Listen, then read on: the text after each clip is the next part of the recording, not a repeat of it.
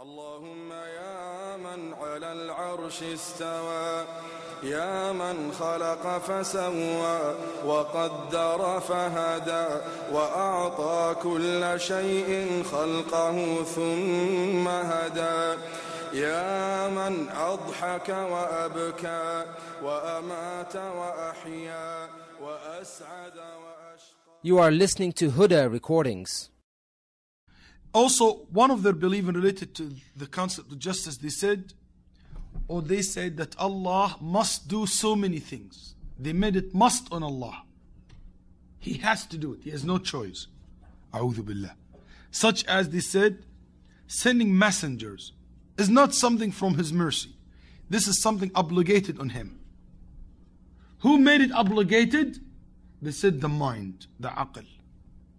They said sending messengers or entering Jannah for whoever did good deeds, it's something Allah has no favor in it. Said you enter Jannah not by Allah's favor or mercy, by your deeds, and He cannot put you in hellfire. يعني أعوذ بالله, يعني very bad language even مع الله. قالوا بأن دخول الجنة وإرسال الرسل واللطف كالإمامة وغير, or Allah subhanahu wa ta'ala, for example, ordained for Muslim to have an imam or khalif. So this is something that has no favor on us or make things easier. This is something He must do it.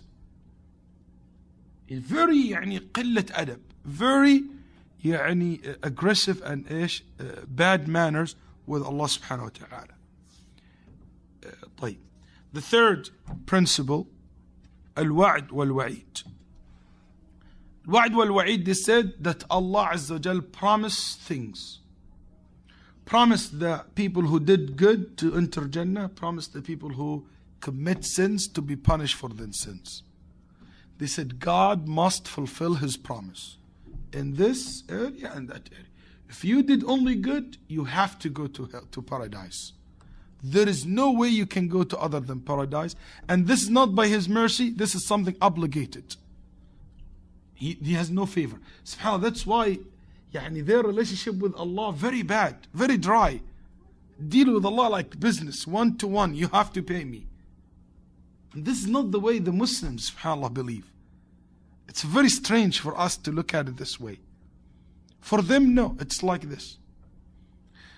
One of the bad thing the Mu'tazilah did to the religion, it made the Aqidah very dry subject. That's why you will see, inshallah, maybe next group of halaqat we will have, that because of those people's existence in the Muslims, the Sufism came, the Sufiyyah came, which is so spiritual, so loose, oh God, even if you enter me the hellfire, I will enjoy it. The totally opposite. The totally opposite. It's because they saw this is very dry, very complicated, they come to present another solution. And that was another reaction from the Sufis against us. Anyway, they said also, as for those who committed sin, they must go to hellfire. If you commit a sin, you must go to the hellfire. You will never go to Jannah before you punish. And if it is a major sin, you will never enter Jannah. A'udhu billah.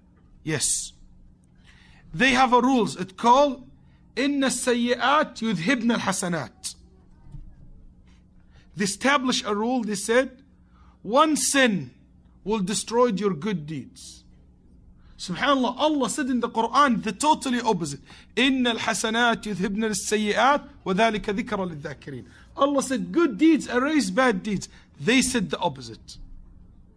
And that's one of their pillar. It's not even issue minor. That's one of their main belief.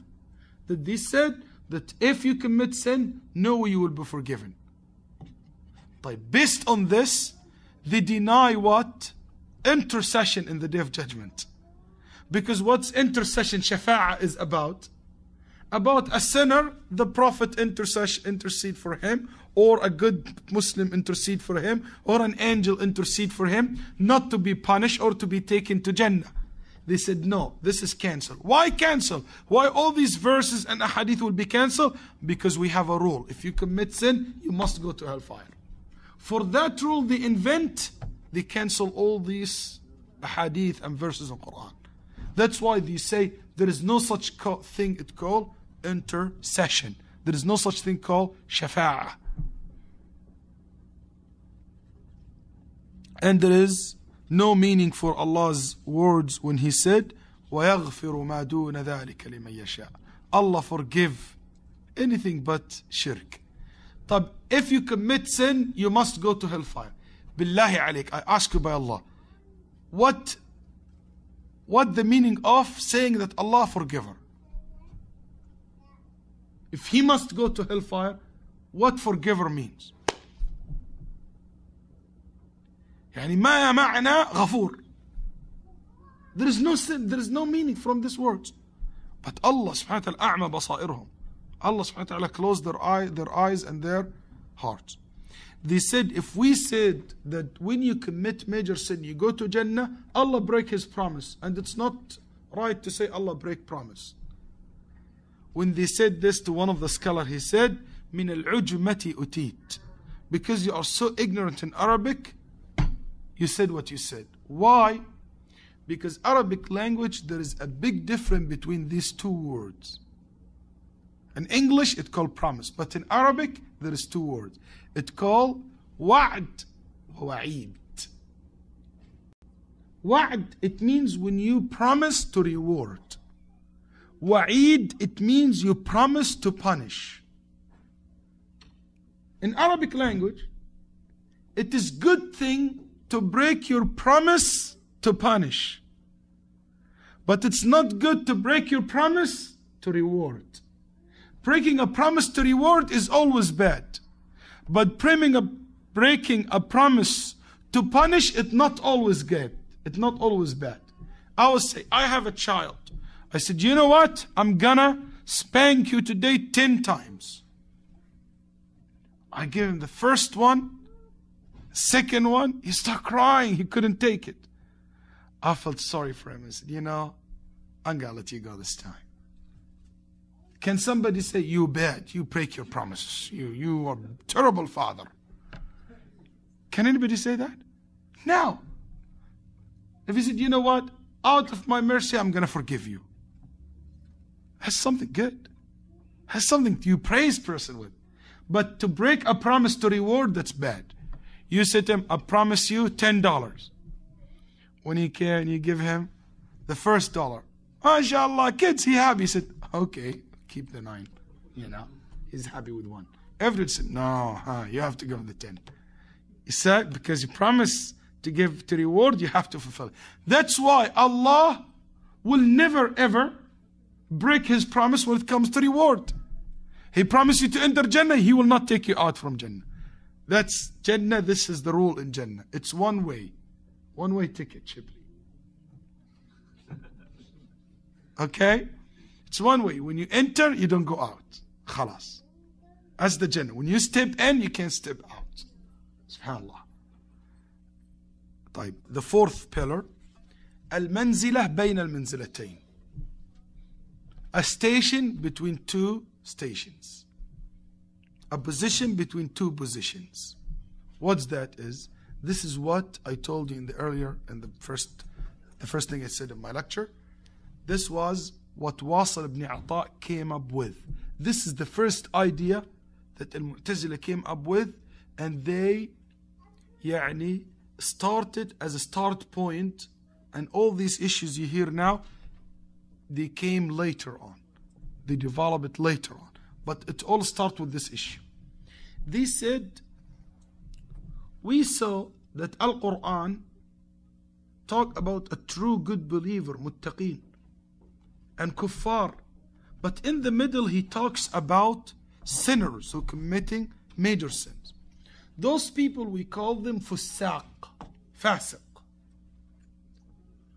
They said those fasiqs are in a position between two positions. They don't deserve to be good Muslims or mu'min. They don't deserve to be kafir.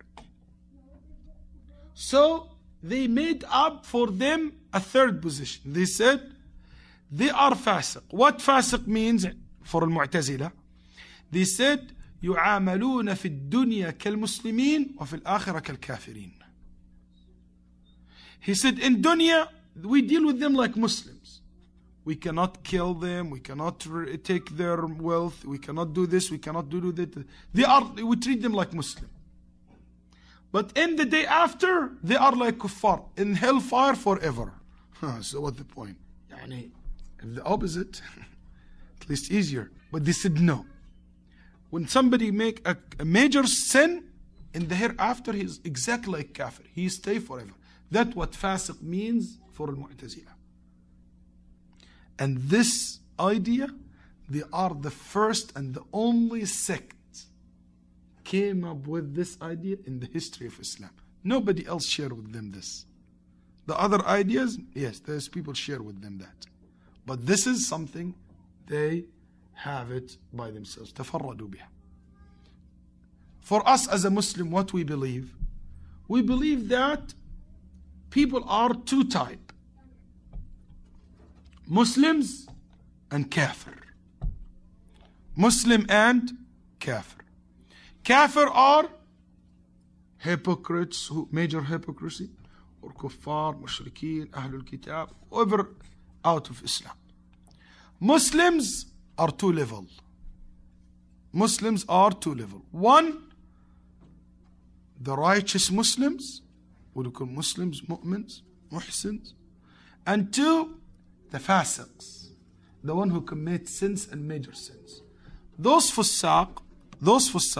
committing major sins is still Muslims. They're not out of Islam. But in the day of judgment, they will be asked about their sins. Allah might forgive them, Allah might punish them. I say that again. Allah might forgive them, Allah might punish them. It is up to Allah Azza wa Jal to decide that. There is a possibility for them to be forgiven. There is a possibility for them to be punished in the hereafter. The last pillar of their belief, it called Al-Amru bil-Ma'ruf wal-Nahyu anil Munkar. Ordering people to do what's good and forbidding people from what doing bad. See the names? All good. Amr bil-Ma'ruf nahy al-Munkar, justice, adl, tawheed. What they mean by Al-Amr bil-Ma'ruf nahy al-Munkar? They mean by that anybody go against their belief, he must be killed and you must fight him with sword. That's why it's very easy for them to tell the Khalifa in that time. Ahmad ibn Abi Du'ad used to tell the Khalifa, kill Imam Ahmad and his blood, I am in my neck in the day of judgment. I'll take care of it in the day of judgment. If Allah asks you why you kill him, say, Ahmad, I took care of it. Don't worry, I'll take care of it. Even they talk with Allah, they have no fear. قال اقتله وعندي دمه يوم القيامة. They don't have doubt. That's why anybody he doesn't agree with the خلق al-Quran, that al-Quran was created, he will be executed. But the Khalifa was afraid to kill Ahmad because he know he's a righteous man. I told you yesterday that his doctor was a Christian.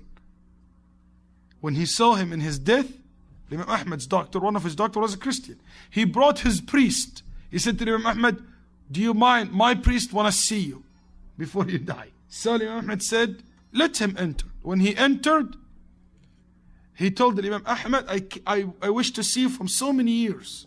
He said, I heard a lot about you. Your existence is not only good for Muslim, it is good for all world, for the whole world. Because Allah blessed the whole world by people like you. Anyway, so this man say kill Imam Ahmad and don't care. Ibn Abi Du'ad told Al-Mu'tasim. Also they say Al-Amr Ma'ruf and Al-Munkar, it means when there is a ruler who is unjust ruler, abuser, a dictator, but he's Muslim, but he practiced some kind of major sins. He abused people. He might kill innocent people. Al-Mu'tazila said, we must fight him with our swords. We must kill him. We must go against him. Make revolutions against him and go and fight and make mess in the country to go against him.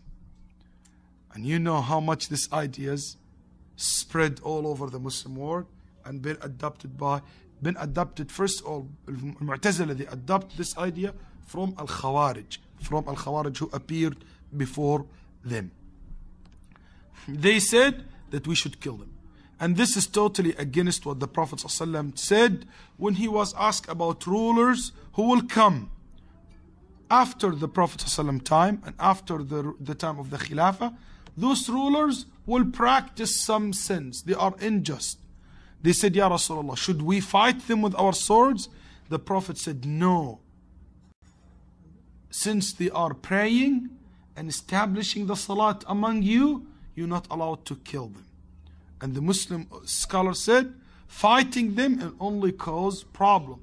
If we are capable of changing the rulers, like we have in a civil way, we take him out, step down and bring another one who is more just, who is good, alhamdulillah. But to make a chaos in the ummah and people killing each others and there is no security in the country and that cause killing an innocent Muslims or Muslims, this is something in Islam, it is forbidden, and there is so many ahadith and Nabi sallallahu alaihi wasallam saying that.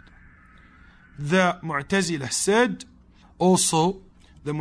said that whenever you see somebody doing something evil, you talk to him, you advise him, you talk to him, then you use your hand.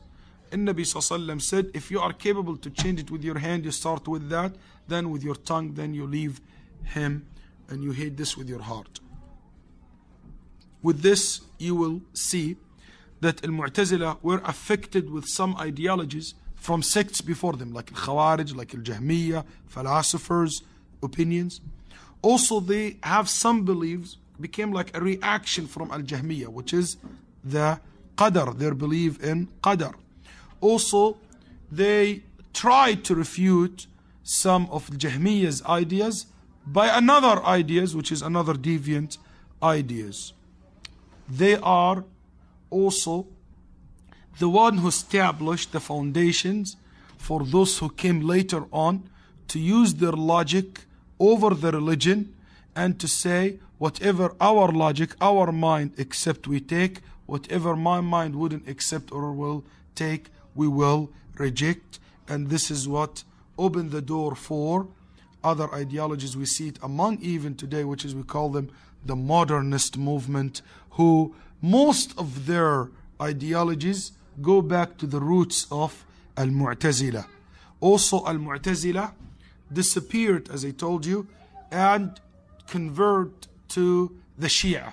So every single Shi'i exists today, or the Shia school of thought, the Imamis, and the Zaydis in Yemen, they all believe in the same belief when it comes to Allah's names and attributes, when it comes to the Qadar, to the concept of justice. And they took this idea. You remember when I told you that said Allah must do things?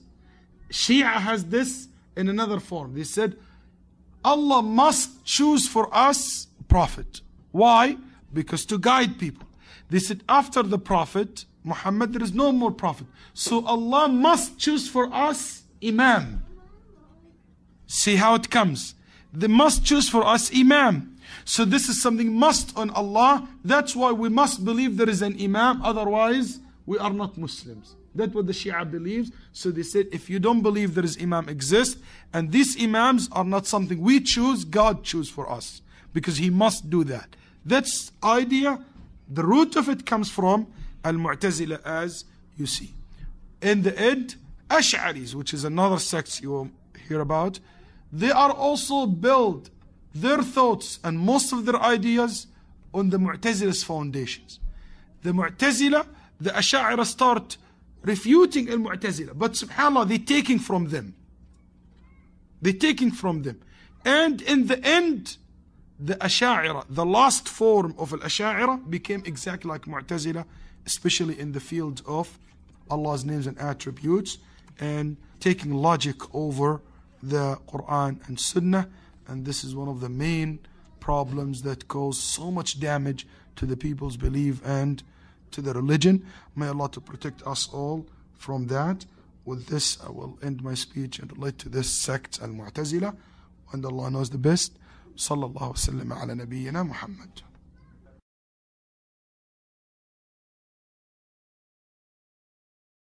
You are listening to Huda recordings.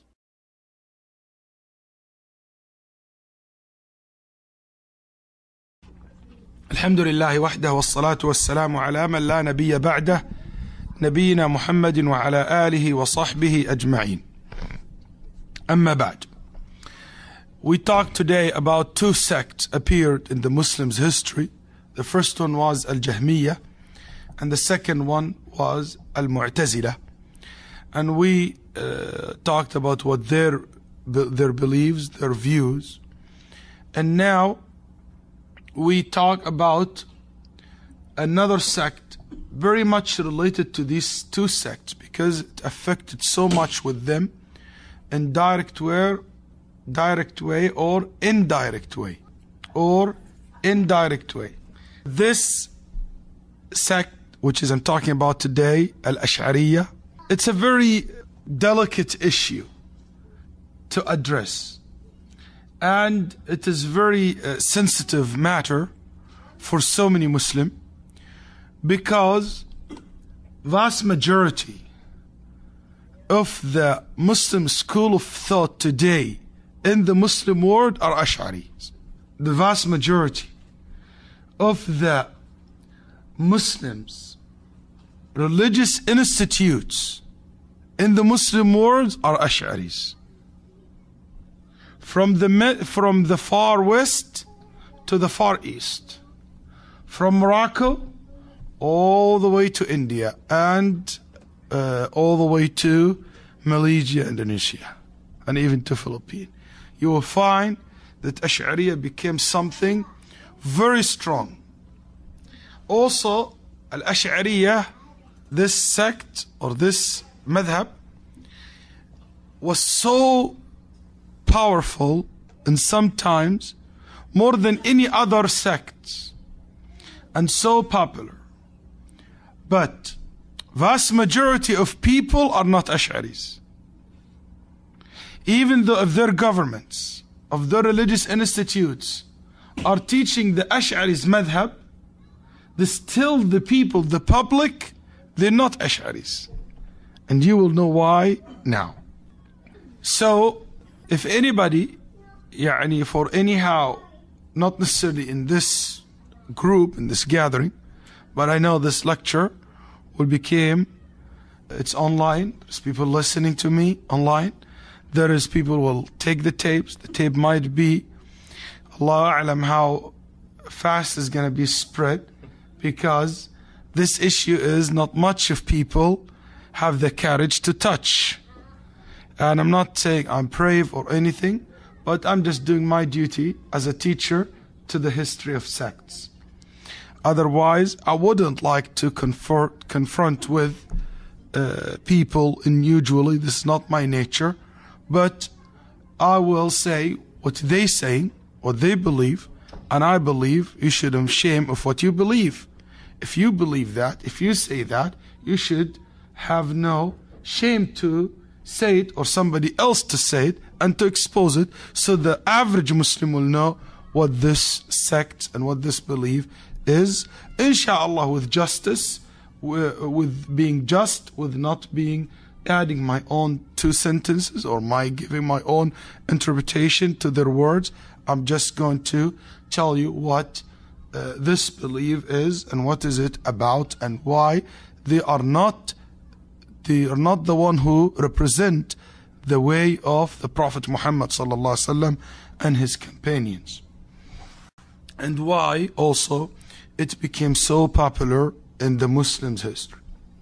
First of all, I have to clarify a fact that Al-Ash'ariyyah as a sect have gone through different stages through the history. Some of them are very, very different from the other. The way to start was close to Sunnah. The way it end it's very close to the Mu'tazila and Jahmiyyah, if it's not sometimes worse, as you just heard. So, some people mislead the public by saying, Ya akhi, the most scholars were Ashaa'rah.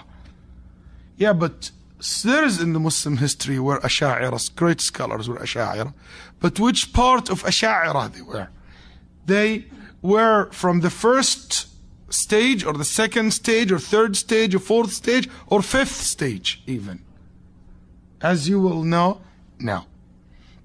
Ashariyyah, us as a sect, been giving this name after the main founder of this group or this sect. His name is Abu al-Hasan al-Ash'ari. Abu al-Hasan al-Ash'ari, who passed away 324 Hijri. 324 Hijri. So they were in the 4th century in Islam, the start of this group. It started as some philosophical idea been adopted by Abu al-Hasan al-Ash'ari, and he learned it through his sheikh, a man, his name Ibn Kullab. Ibn Kullab. Ibn Kullab is a nickname. He been called that name because Kullab is the hook. The hook. Kullab is the hook. They said they give him that nickname because whenever he speaks, whenever he address people, he used to collect people's heart like the person when he collect his stuff with the hook, or collect the things with the hook.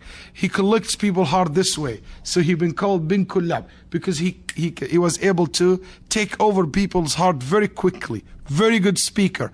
Another one, we always say that this sect became famous because there is somebody who knows how to talk.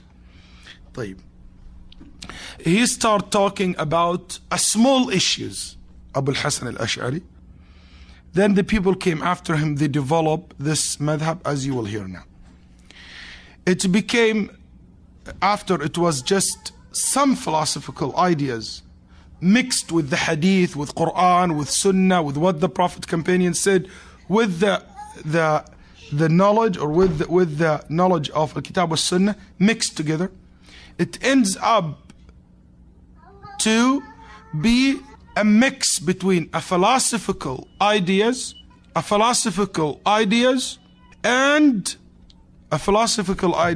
Sufism together, especially in the time of Al-Iji and after that. Actually, Ashaa'rah been developed through the history to be in the end a sect which is talk a lot about philosophical ideas, some Jahmiyyahs and Mu'tazilis views, and Sufis, and even people who are attached to graves and worship graves. They entered this sect and start giving their opinions and giving their thoughts.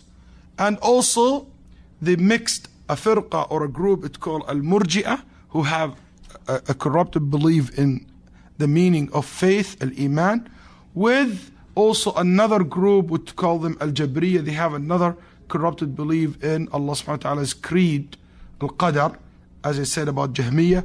They all mix together to make the final phase of Al-Ashariyyah. The final phase Al-Ashariyyah. فهي كلامية, عقلانية, فلسفية, صوفية, مقابرية, مرجئية, جبرية. In the end. Abu al-Hasan al-Ash'ari, we will talk about him, inshallah, in detail. But this sect started in the 3rd century of Islam, in 240, around 240, 230s in Islam, as an ideas Ibn Kullab used to teach. And he has some followers. He has 3 main followers. One of them, his name Al-Qalanisi, and Al-Muhasibi, very famous person, Al-Muhasibi has a lot of books. He was in the time of Imam Ahmad, has a lot of books about raqa'iq and the hereafter and how to soften your heart. He was like kind of a guy who always talk about, yarhamukallah, about issues related to the heart and how the person can be righteous and things like that. And Al-Ash'ari, they have only two main issues they were focusing on. One, they deny or reject the concept that Allah Azza wa Jal does things whenever He wants. They said there are certain actions Allah do it sometimes and He doesn't do it sometimes. They said this concept is rejected. For example, Allah Azza wa Jal, His mercy, been giving sometimes to some people and sometimes He wouldn't give His mercy to some people. Anger, Allah His anger will be given to some people other than some. Not all the time He's angry. Sometimes He will be angry when somebody committed sin at Him, and sometimes He will not be angry at him. For example, they said Allah Azza wa Jal, we read in the Quran also that Allah Azza wa Jal talks whenever He wants, and He will not talk whenever He doesn't want to talk. We see in the Quran and Sunnah also Allah Azza wa Jal comes down to the heavens in the last third of the night, not in the beginning, in the last third of the night. So He comes down whenever He wants. He wouldn't come down the moment the time He doesn't want. Allah will comes to the earth in the day of judgment, but He doesn't come now. In the day of judgment He will come. They said this would call Allah's actions, which is based on His will. Af'alullahi al-ikhtiyariyah. It is Allah's actions which is related to His will. He do it sometimes and He doesn't do it sometimes. The Ashaa'rah has a big problem with accepting this idea. They said, no, we cannot accept this. Why? I'll tell you why. Even though I'm supposed to talk about it later. But since I mentioned, I will tell you why. They said, because if He does it sometimes and He doesn't do it sometimes, these things became something new. Yani Allah wasn't talking, then He started talking, and He wasn't talking now, then He talked. This talk something new. And they made a rule from their own selves, again, from their own selves, not from Quran, not from Sunnah, from their logic. They said, anything can contain new things, it became something new. Or something being created. How? Why? You might, why are they saying that? It's interesting to know the history. The history behind this, that they had a debate with the people who deny God's existence. And they said, earth created itself. The nature is the mother nature, is the creator. They debated with them, the Mu'tazila, the Jahmiyyah, the Ashaa'rah. Before Ashaa'rah, there is a debate going on. They told them, earth cannot be God. The other group said, why nature cannot be God? Said, because nature, there is always things new happen in it. So there is now rain, tomorrow night, day and night, summer, winter, new things happened. Okay? So if this is the case, if there is new things happening, that means that the earth is not something exist, or something has no beginning. It has to be has beginning, because there is new things happening in it. So it is itself a new thing. One day wasn't exist. That's the way they refute the idea of the atheist. They made this as a rule. Okay, they came to Quran, they found that Allah, sometimes He talks, and sometimes not. And He will come in the earth, but he didn't come before. They said the same concept. That means God, new things happen to Him. That means God also must be a new things, and this is not acceptable. What's the result? Instead of going back to their own logic, to their own rule, and correcting it, no, they came to Quran and Sunnah and they cancel it. And they said, you know, this type of names and attributes, this type of Allah's actions, we have to cancel it. Anything related to His will is not acceptable. That's why there is no single Ash'ari believes in one of these actions of Allah, which is Allah do it whenever He wants and He doesn't want to do it whenever He doesn't want. They cancel it tamaman. They said anyone believe in that, like Ahl Sunnah, they're not even Muslims. If they believe in that, because that means Allah is this and that. And they attack so much. Some of them were very harsh in this issue. This issue led them to also talk about Allah's talks and words, that He talks sometimes, He does talk sometimes. And that was the main issues. Subhanallah. And Nabi Sallallahu Alaihi Wasallam warned us, there is one day will come, people will leave the knowledge and they start talking about Allah. In a sense, He should not, He should, He, and go into these things of details. And when that day comes, this is the corruption of the deen. And that's what happened. Those people start talking like that and argue. When they raise these doubts, Ahlul Sunnah must refute it. So more argument came to refute these ideas, to protect the religion. So it was in that time a very big fitna. طيب. The second stage, this is what Ibn Kullab used to teach and used to give, to write, and his letters, his teaching, all about this. The second stage, which was in the 4th century in Islam, Abu al-Hasan became a well-known figure in the Muslim world. And he did something, became so popular after it. You will note, inshallah, very soon. He accepted what Ibn Kullab said about that Allah Azza wa Jal, He doesn't do things whenever He wants.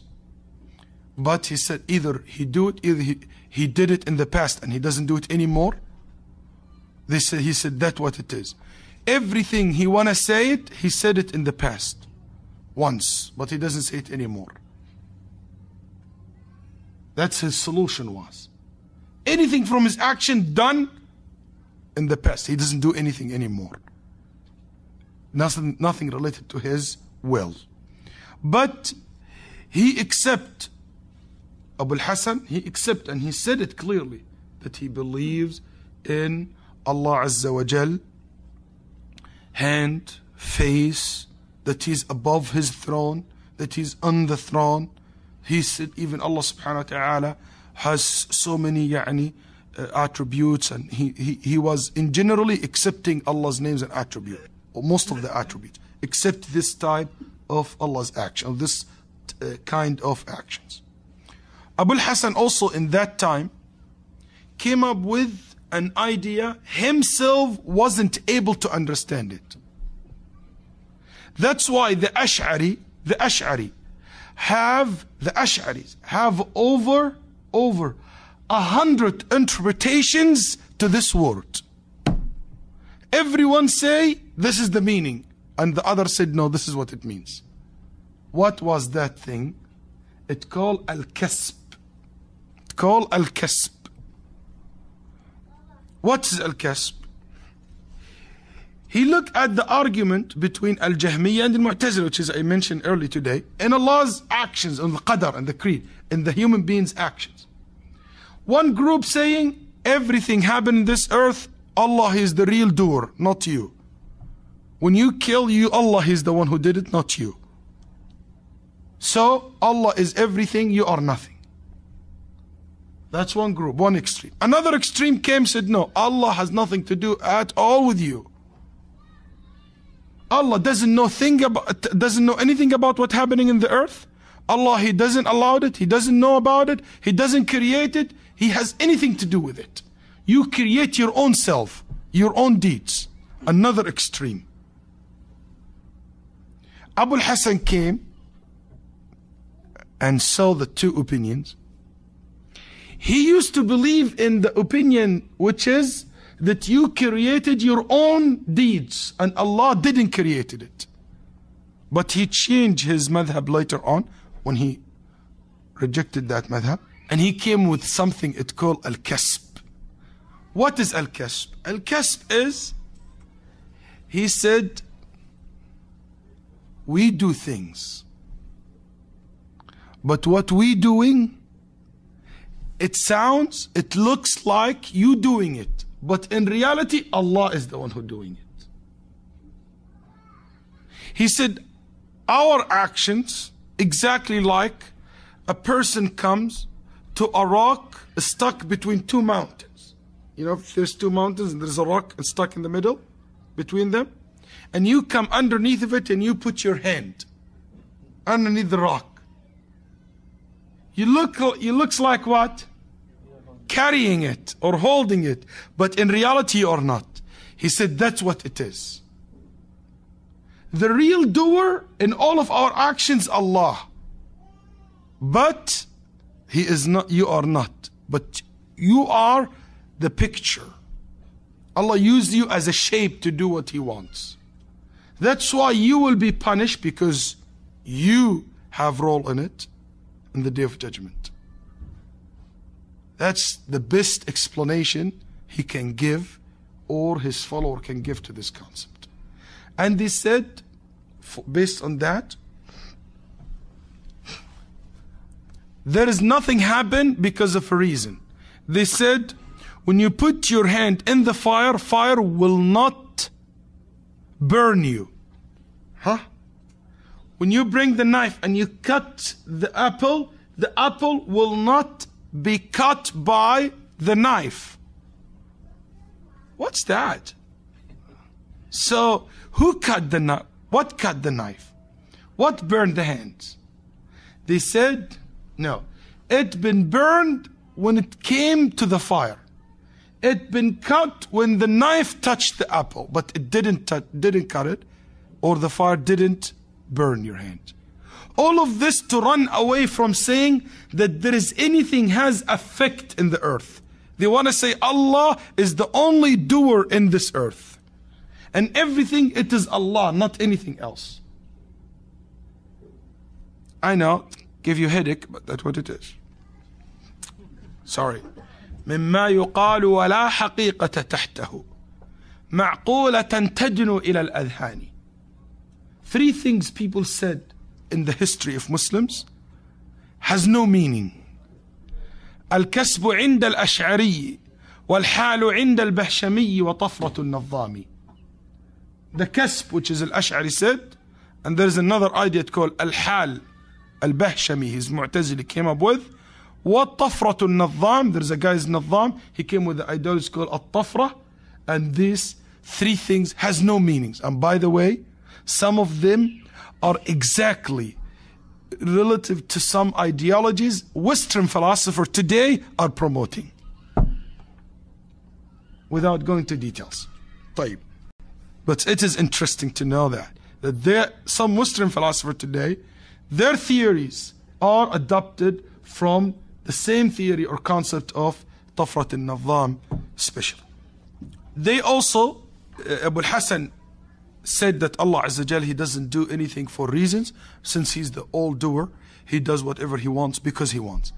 In this case, he was very close to the belief of Al-Jahmiyyah in this area. Abu al-Hasan Al-Ash'ari rahimahullah, he spent 40 years of his life Mu'tazili, believing in a Mu'tazila belief. 40 years. Then after 40 years, he repented. And he repented in very strange way. He stepped on Baghdad's minbar. Imagine, Sheikh, big scholar, alim. He came to the minbar and he stripped. He took his clothes out. And he did this way so everybody will remember this incident. How many times you have say almost a naked man in the minbar? Something you will never forget. And that's why it's a custom in the Arab before, when there is an army coming, they want to send somebody to warn the village from the army. They will strip him and will let him run between people. Because they're afraid. He doesn't have time to explain there is enemy coming. Just when you see that, everybody knows there is enemy. That's why Nabi said, أَنَا النَّذِيرُ الْعُرْيَانِ. So, he did that, after 40s, and he said, I am taking off the Mu'tazili belief from my heart exactly the same way I'm taking my thawb out of my body. So nobody can say I'm Mu'tazili anymore. And he said, I will start practicing what Imam Ahmad used to preach and to believe. But the problem with Abu al-Hasan, his start, his foundation wasn't in Sunnah. He was not able to know much about the Sunnah and what the Salaf radiallahu from the Sahaba Tabi'in used to say. That was, he wasn't expert with their opinions. That's why when he repented, he started mixing some ideas, which is still in his mind from the past, with the Sunnah. But in general, he repented from most of these ideologies and ideas, which is Ash'ari today believe in it. And he authored 2 beautiful books, 2 wonderful books, totally goes against what the Ash'ari believes today. One of them is Al-Ibana fi Usul al-Diyana, and now Ash'ari said, oh, this fabricated book, it's not his book, which is not true. There is so many evidence, there is handwritten copies exist that his students read this book with him, which is deny any people or reject anyone trying to say that it is not his book. But in the other hand, he wrote another book they don't mention, which is رسالته إلى أهل الثغر. رسالة إلى أهل الثغر, which is a very important also book. He supported the Sunnah. He goes with most of what the Ash'aris today believe in that book, and both are printed and published. The third station, or the third stage that Ash'aris had, which is started in the end of the 4th century. And there is so many people who represent this stage. One of them is very famous. His name Ibn al-Baqillani. Al-Baqillani, very famous scholar, passed away in 403. And Ibn Furak, very famous. Has a book in Mukhtalaf al-Hadith. And Al-Baghdadi. Al-Baghdadi, 429. And those people, not Al-Khatib al-Baghdadi. Khatib al-Baghdadi min Ahl al-Sunnah. Al-Baghdadi, those people, or this phases, they were so attached to the Mu'tazili's beliefs, such as Bishr al-Marisi's ideas, the one I mentioned, Ibn al-Shuja', in twisting the meaning of Allah subhanahu wa ta'ala's names and attributes, and they deny most of Allah subhanahu wa ta'ala's attributes. They reject it. They didn't accept it. And in that time, the idea of ta'wil, which is a word, they giving it another meaning other than the obvious meaning. Like give you a word, there is an obvious meaning out of this. They give you another meaning, another interpretation for it. This idea started in 380 with Abu al-Hasan al-Tabari, who is started this, but in indirect way. It's just started. And Abu Sulaiman al-Khattabi. It became more popular, this madhab. Why? Because in that time, some Shafi'i scholars accepted the Ash'ari's belief. Accepted the Ash'ari's belief. Then, usually most of them were Shafi'is, fuqaha. The Ash'ari was Shafi'i. In that period of time, Al-Baqillani, which is Maliki, great faqih Maliki, adopted the idea of Al-Ashariyyah. So the Ash'ari start to spread among who? The Malikis fuqaha. So that means it's spreading in the Malik. When he write book in fiqh, he put 2 words from Ash'ari. He put the beliefs in Ash'ari here and there. So it became spreading among the Maliki. And a great imam among the Shafi'iyah, he's a great scholar, his name Al-Bayhaqi, also adopted the Ash'ari's belief, but he was very close to Abu al-Hasan in a sense. He believed in most of Allah's names and attributes. He did not twist the meaning of it like the rest of the people who came later on. Al-Bayhaqi was very big supporter of Al-Ash'ari belief, and he was one of the most important scholars among the Shafi'iyah in that time. So again, that make the madhab, the Ash'ari, spread more. And Ibn Abi Dawood wa Ibn Thalji, they were Hanafi faqih. They have wrote books in Hanafi belief. So among also the Hanafi days, the ideas of Ash'ariyyah start crawling into the book of fiqh, the book of tafsir, the book of hadith, explanation of the hadith. They put their belief in it, they spread their seeds among the madhab. That led that madhab to the fourth stage, which was something shifting. And in that stage took the lead two people. One, his name Al-Qushayri, very well-known name, Sahib Risala Al-Qushayriyyah, and Abu Hamid Al-Ghazali. 505 Abu Hamid passed away. Al-Qushayri 495 he passed away. Those two people, great names, well-known names in the Muslim world in that time. Abu Hamid, Hujjatul Islam. Al-Qushayri, everybody talk about spirituality he take from his books. They adopt the Ash'ari belief and they contribute to this belief, and they switch the Ash'ari belief from being a philosophical argument to become Sufi philosophical argument. They mixed the spirituality with ilm al-kalam, with the knowledge of philosophers. So they made another type, another switch, and whatever was only bad in the philosopher, they add to it what was bad in the Sufis. So basically they mix between two type of philosophers. The Buddhist philosophers, who Sufis take from their ideologies, and the Greek and the Roman philosophers, which is the Mu'tazila and Jahmiyyah, goes to seeking the knowledge. So they mix these two type of philosophers, and the Ash'ari take totally another stage, which was one of the worst stage, but it was very bad stage, but wasn't the worst yet. In that time, they add so much rules from the Greek philosophers, the Romans philosophers, to the religion. More books translated, more new ideologies, and they were able to convince the follower of that madhab that most of Allah subhanahu wa ta'ala's names and attributes, instead of they were talking about just a small group of attributes, now they only accept 7 and the rest are not accepted. And the rest are not accepted from the attributes.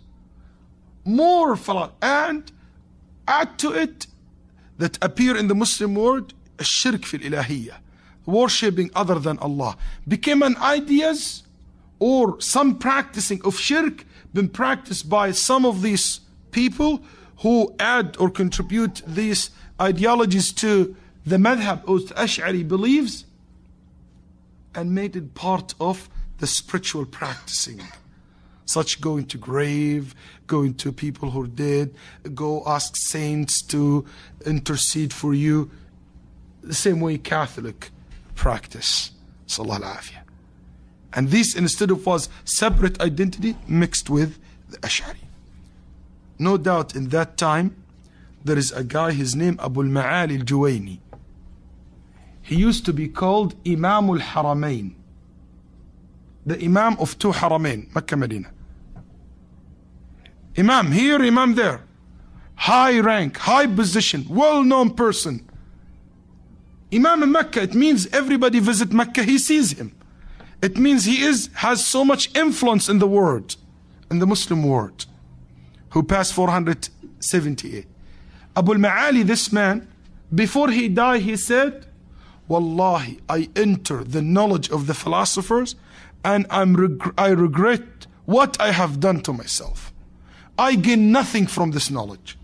I wish that I'm dying like any ignorant person among the awam. Because he got nothing, because he didn't study Al-Quran wa Sunnah. Abu al-Ma'ali, this big name, Imam of two Haramain, when you read his books, you will know for a fact, as Ibn Taymiyyah said, he never saw Sahih al-Bukhari. He never read Sahih al-Bukhari. in his life. The verse of Quran, there is Abu Bakr explanation to this verse.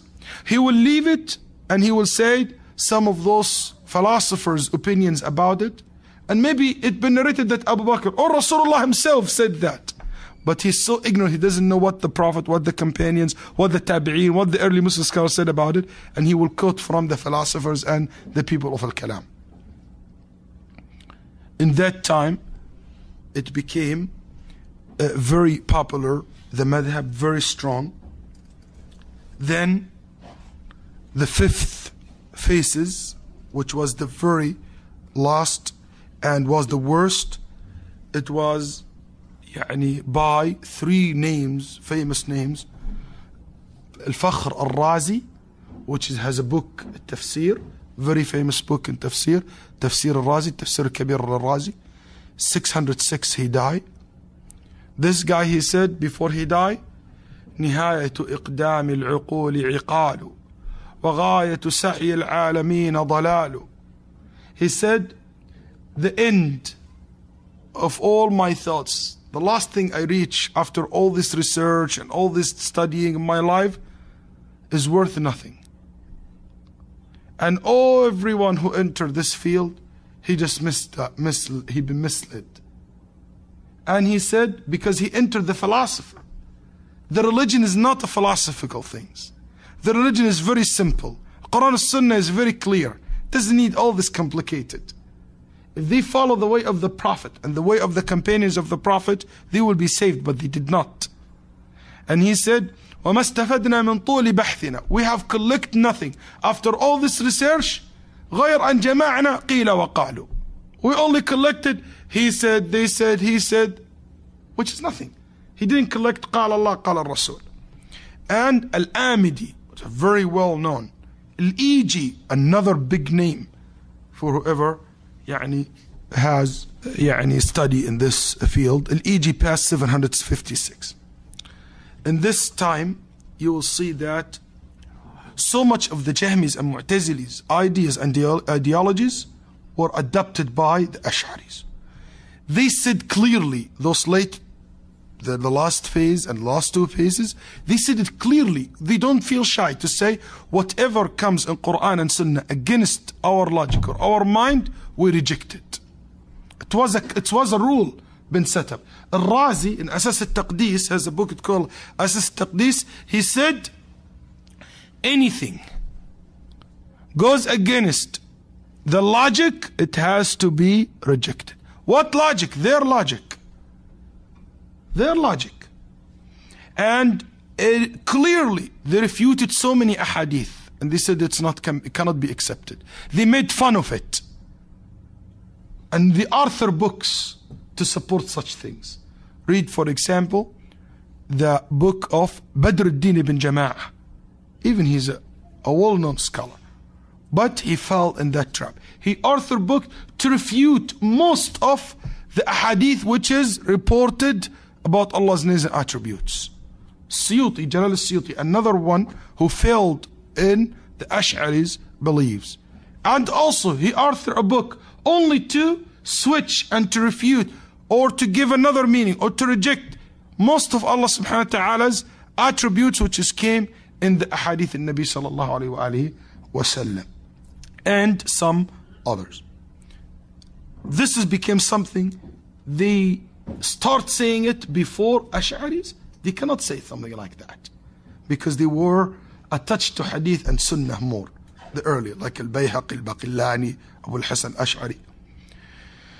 Also started among the last two phases, this idea of attacking the Sahaba and the Tabi'een appeared. And this is the influence of Al-Mu'tazila and Al-Jahmiyyah, because that's what they use. The last two phases of Ashaa'rah, you see it clearly that they start attacking. And this idea of madhab al-salaf, the way of the Sahaba and the Tabi'een, was safe. But our way, more knowledgeable and more wise. Madhab al-khalaf, a'lam wa ahkam. The way we deal with Quran and Sunnah, more wise, more knowledge than their way. But as-salaf, their way was safe. Okay, they believe Allah has hands, Allah has hands. Khalas. They said this is the way of the Salaf. This is nothing. Us, we said no. Hand, it means power. It means he doesn't have a hand, he has power. We have the guts to say it doesn't mean hands. It means power. We tell them, subhanallah, this is the wise, this is the wisdom you got? They said, yes. This is the knowledge we got. I said, subhanallah. When Allah Azza wa Jal said to Iblis, to Shaitan, why you didn't prostrate yourself before Adam? And I created Adam with my own hands. What hands here means? They said power. I said, okay, so what's the point of God saying to Iblis, I created him with my hand? Yani, what's the point that Allah wanna makes by saying that to Iblis? What do you think? What the points Allah was making when he said to Iblis, I created him with my hand? The point, you following me, sisters and brothers? The brothers here are kind of lost. I don't know about there. طيب. Or online. The point is Allah telling Iblis, he telling Shaitan, why you would not prostrate yourself before Adam, and he's better than you because I created him with my hand. He's different than you. If hands here means power, God would say, Shaitan would say to Allah, so what? I was created with your power too. And I was created with what? But as Shaitan knows that hands, it doesn't mean power. Hand, it means hands. Because Allah only created Adam with his hands. We tell them, what is the wisdom that you claim that you have? What is the knowledge that you claim to have? Allah said, with my two hands, with my two powers. Allah have two powers? When Allah said his right hand, it means his right power. When Allah said he took with his hand, it means he took with his power, he accepted with his power. When Allah said that this hand has fingers, it means the power has fingers. Where you got this from? What kind of knowledge that you have? What kind of wisdom that those people claim that they have? None of the Sahaba ever said that his hand, it means his power. Or his hand, it means his capability. They said his hand, it is his hand. They kept it the way it is. How his hand looks like? It is like our hand. No. His hand belonged to him. It's not like our hand. Exactly. He has a life. You have a life. Your life like his life? Your existence like his existence? Your knowledge like his knowledge? No. Can you say he doesn't have knowledge? He doesn't have life? He's not exist? You can't say that. Because if you said that, you're not Muslim. So if you admitting that he has existence, he has life, he has knowledge, he hears, he sees, but all this different than ours. So what's wrong with saying also he has hands different than our hands? They are all the same. Why this you stuck with it? Why you don't say he has wisdom and his wisdom different than our wisdom? He has anger and his anger is not like our anger. But Allah subhanahu wa ta'ala did not give them the light to open their hearts. That's why I'm telling you, even they are the vast majority who control the Islamic education in the Muslim world today, but most of the Muslims, they're not like that. Ask anyone here. Ask, does Allah subhanahu wa ta'ala has mercy? He will say yes. Any Ash'ari, he doesn't believe that Allah has mercy. We never accept that. Or Allah Azza wa Jal has hand, or he's above his throne, or above the creation. That's something he will be so disgusted even to describe Allah with. A'udhu billah. Something not acceptable for them. Or has anger. No. You say, oh, Allah get angry at the kuffar. Yes. Any normal Muslims, he will say that. Any person, his education is because sunnah is simple, but bid'ah is complicated. Anyway, also in that time, Sufis were able to have so much influence on the Ash'aris. Also, they started a very dangerous idea, which is you cannot be Muslim until you use your logic to prove the existence of God. It's not enough that you know Allah exists by only reading Quran and Sunnah. No. They came up with this idea, you have to think, which is lead to another dangerous step, which is Al-Razi came with. You have to doubt in order for you to be a believer. So they encourage people to doubt Allah. A'udhu billah. Yes, and this has been mentioned in their book. They said doubt is one of the first steps to belief. Check. And they said, oh, Ibrahim, he doubted. And this is a great lie. When Ibrahim said, oh, the sun, the moon, the stars. You remember his story with his people? They used this evidence to say he was doubting, then Allah guided him. No. Ibrahim said that to prove for them that they are wrong. When he said, this is my God, he didn't say it he believing that his God. He said, this is your God? That's what it is. So why he's disappearing? Where he goes? He was arguing with his people. Even to the extent some Ash'ari said, Allah, it means من الإلهة وهو التحير. يعني تحار فيه العقول والألباب. Said Allah means the one people will be doubt about, which is a totally fabricated meaning, has no roots in Arabic. Also, if you want, go over their beliefs or their pillars of their beliefs, we go over it very quickly. One, the Ashaa'rah said the Tawheed, the concept of Tawheed, that's the first issue. The concept of Tawheed is Tawheed al-Rububiyyah, which it basically means Tawheed is to believe that Allah exists, Allah a creator, Allah is the creator, Allah is the sustainer, Allah Azza wa Jal is the owner, and He controls everything, and whatever He wants happen, and whatever He doesn't want wouldn't happen. This is Tawheed. If you do it, you believe her. Al-Baqillani said, for example, At-Tawheed, it means to believe that He exists, and He is only one. Nothing similar to Him, and He is been worshipped, He hears and He sees. Al-Ash'ari Abu al-Hasan, when he said, what does Allah means? He said, Allah means the creator. And this is another innovation. Has no roots in Arabic or in Sharia. Allah, it means Aliha, it means Abada. Ibn Abbas, radiallahu an, said, Dhul Ulahiyya, yani Dhul Ma'budiyya. Said, Ilah, it means the one you worship. It means the one you worship. The one you worship. Not the one who is a creator. What they teach today in the Muslim schools, in almost all over the Muslim world, what As-Sanusi said, في السنوسية, God is, or La ilaha illallah means, هو المستغني عمن سواه المفتقر إليه كل من عداه.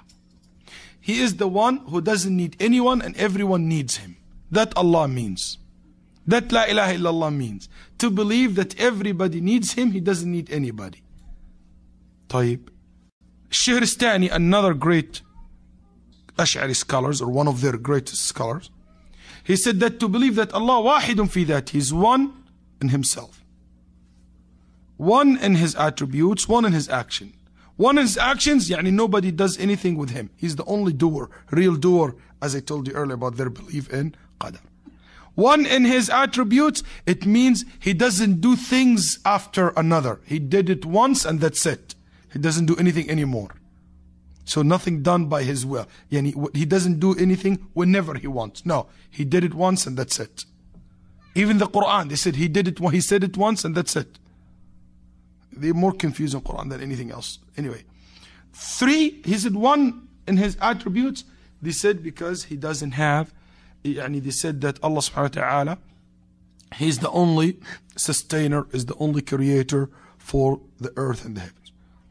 Muhammad Abdu, the Egyptian scholar, who was recently died, I mean he's like in the modern age, the modern century, this last century.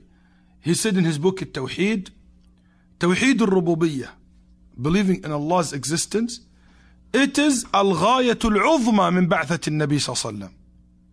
It is the main reason for Muhammad to be sent to humanity. Subhanallah. I don't know how those people read, how they can read Al-Quran and they're saying that. I just don't understand. Why? Because Nabi sallallahu alaihi wasallam was sent to people who Allah told us about them, وَلَئِن سَأَلْتَهُمْ مَنْ خَلَقَ السَّمَوَاتِ وَالْأَرْضِ لَيَقُولُنَّ اللَّهِ. If you asked him who created the heavens and the earth, he would say Allah. قُلْ مَنْ يُدَبِّرُ الْأَمْرَ مِنَ السَّمَاءِ إِلَى الْأَرْضِ. Who his words go through, his order will be implemented and will be followed. And he's the only one who has the right to order in heavens and the earth. They would say Allah. Who's the one who gives life and death? They would say Allah. Who would say Allah? Abu Jahl, Abu Lahab, the kuffar. The kuffar who Muhammad was debating them, was giving them da'wah. That's what they believe in Allah. They believe that He exists, He's the creator, He's the only creator, He's the only sustainer, He's the only one controls life and death, He's the one who provides, He's the owner, He's the king. They used to say, لا إله إلا الله وحده لا شريك له إلا شريكا هو له لبيك اللهم لبيك لبيك لا شريك لك لبيك إلا شريكا هو لك. They said, we believe that you are the Most High, no partner with you except one partner. No partner in you when it comes to creating, when it comes to providing, when it comes to giving life and death, controlling the heaven, the destiny of people. No one can be your partner in this area.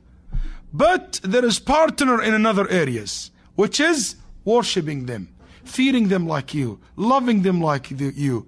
They have the right to legislate for us like you. They have the right to be followed like you, which is their idols. So the kuffar believed in general in this concept, which is Allah is the creator, but they never been a believer. So how come the Ashaa'rah claim that this is the main issue in Islam, or this is the meaning of Tawheed? You wouldn't see in their books any talk about something called shirk. This is not exist in Ashaa'rah's book. Only very few scholars you might. But when you read their book in Aqidah, they don't talk about shirk in a sense of worshipping other than Allah. That's why whenever the Ashaa'rah is the majority in the country, you will see that this country always have worshipping graves, asking saints, taking saints to ask them to intercede. All the acts of shirk appear under the protection of the leader of this sect. 2. They said that the first obligated in any person reach the age of puberty to think about Allah. Not to say La ilaha illallah. No. Before he said, you have to think. And to prove it logically that He exists. And this is a big bid'ah. Nobody ever said that. Some of them said the first obligation is to doubt Allah Azza wa Jal. A'udhu billah. Some of them, not all of them. Please proceed to next CD.